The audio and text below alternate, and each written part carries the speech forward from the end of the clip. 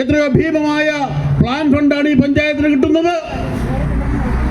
ഈ നാടിന്റെ കാര്യങ്ങൾ, വികസന കാര്യങ്ങൾ ആസൂത്രണം ചെയ്ത് നടപ്പിലാക്കേണ്ട ഈ പഞ്ചായത്തിൽ വികസനമൊക്കെ നടന്നിട്ടുണ്ട്.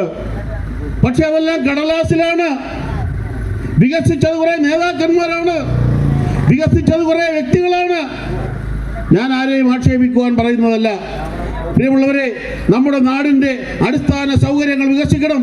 ഒരു സ്ഥാനാർത്ഥി എന്ന നിലയിൽ ഞാൻ ഈ വാർഡിൽ കയറി ഇറങ്ങിയപ്പോൾ എനിക്ക് കാണാൻ കഴിഞ്ഞത് മനുഷ്യർക്ക് താമസിക്കാനുള്ള പര്യാപ്തമായ ഭവനങ്ങളില്ല, വഴികളില്ല, റോഡുകൾ കുണ്ടും കുഴിയുമായി കിടക്കുന്നു, കത്താത്ത തെരുവ് വിളക്കുകൾ, അടർന്നു വീഴുന്ന പാളികൾ, അടർന്നു വീഴുന്ന ആശുപത്രി. മഹാനായ സി കേശവന്റെ നാമധേയത്തിലുള്ള മയ്യനാട് ആശുപത്രി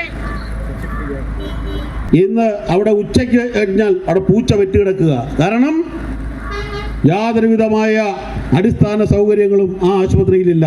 എണ്ണിയാൽ ഒടുങ്ങാത്ത പരാധീനതകൾ ഈ മയ്യനാടിനെ അലട്ടുമ്പോൾ നാളെയുടെ നാളുകളിൽ വികസനത്തിന്റെ ഒരു മുന്നേറ്റം ഉണ്ടാകുവാൻ ഈ നാട്ടിലേക്ക് നടക്കുന്ന ഈ തെരഞ്ഞെടുപ്പിൽ ഐക്യ ജനാധിപത്യ മുന്നണി സ്ഥാനാർത്ഥികളായി മത്സരിക്കുന്ന വിജയിപ്പിക്കുക.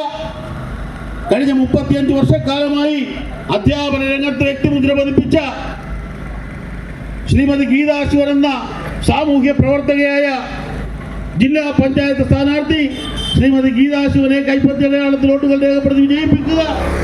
ഈ മയ്യനാടിന്റെ സിരകളിൽ ഇന്നും ആവേശമായി നിൽക്കുന്ന